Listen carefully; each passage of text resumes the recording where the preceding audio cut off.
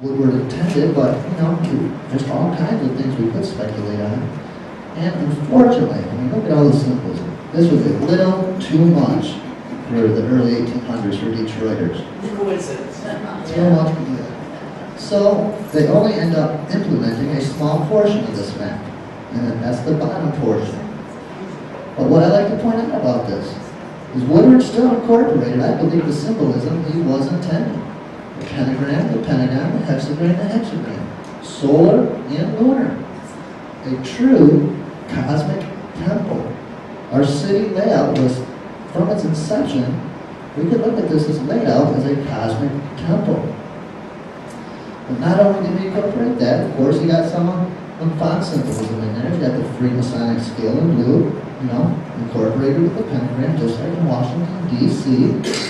So I think Thomas Jefferson may have known exactly what he was doing when he sent his buddy, an esoteric researcher, Augustus Woodward, to Detroit to redesign the city layout.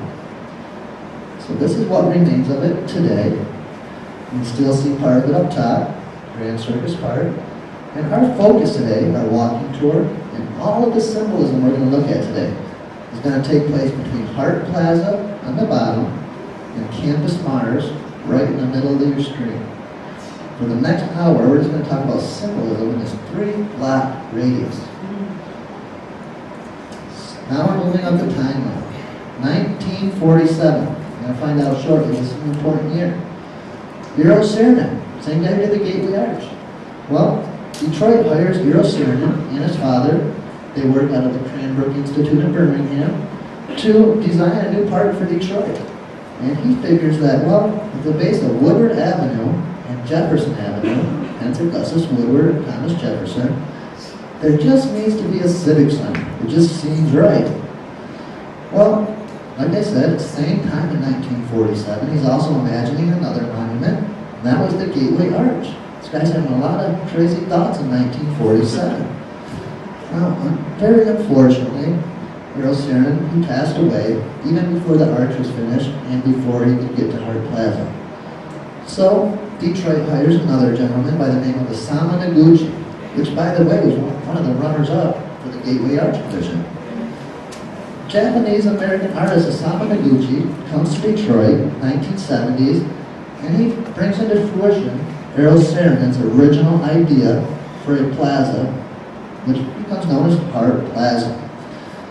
The first thing I always like to point out about Noguchi's plaza is that he may have aligned it and correlated it to the Giza pyramids. Now, the reason I say this, if you look up top on the diagram of our plaza, I have it marked with little red triangles. There's an amphitheater, a Horus and Sun fountain, and a pyramid. Those 3 monuments align precisely to the Giza pyramids. And in Giza, there's a causeway that leads to the Sphinx. Here in Hart Plaza, there's a causeway that leads to an enormous, it's called the pylon. Now, not only is it aligned to the Giza pyramids, but many of us probably have heard of Robert Duvall in his Orion correlation theory, where he points out that the Giza pyramids may have been aligned to the belt stars of the constellation of Orion. Well, coincidentally? I don't think so. These same monuments are too aligned to the belt stars of the constellation of Orion. But here's the kicker. Robert Duvall came up with his theories in the early 90s. Osamu Noguchi created this part in the mid-70s. So did Noguchi already know this theory and just kept it to himself? Or could he have possibly unconsciously tapped into some cosmic information?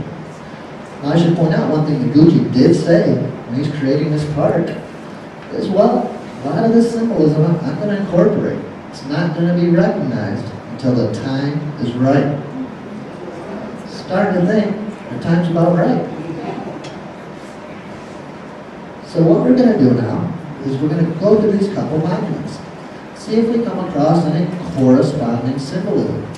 It's one thing for me to say there's, 4 points up here that match 4 points on the other side of the world. But could there be corresponding symbolism to back up this theory? So we'll start up top on the right, see the amphitheater. We're going to start there, and we'll look at the Horus and Sun fountain in the middle, followed by the pyramid. Now what we know about amphitheaters. Amphitheaters are transmitters and receivers of frequency and vibration of tunes and tones.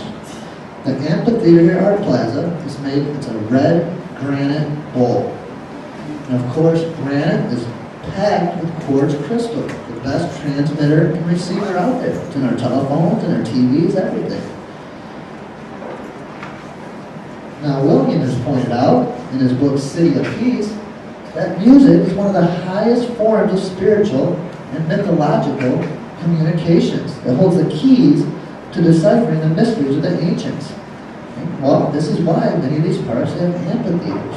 Sounds, tunes, and tones can trigger memories, activate emotions, and open our hearts. That's the effect that these amphitheaters can have. They're very instrumental to these Stargate parties. And this is the reason why they gave us the Beatles. There we go. Now, moving to the center of the plaza, in the heart of downtown Detroit, in the heart of Hart Plaza, is the Horus and Son Memorial Fountain. And, well, it's 30 feet tall, there's 300 water jets, 300 lighting functions, and it was created by the same artist who did the whole plaza, Osamu Noguchi.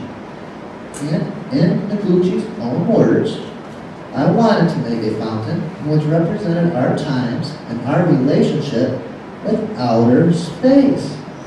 So that kind of makes sense. And when you see this thing at nighttime, and the lights are flashing and blasting jets of water up the bottom, you know, kind of resembles a UFO a little bit.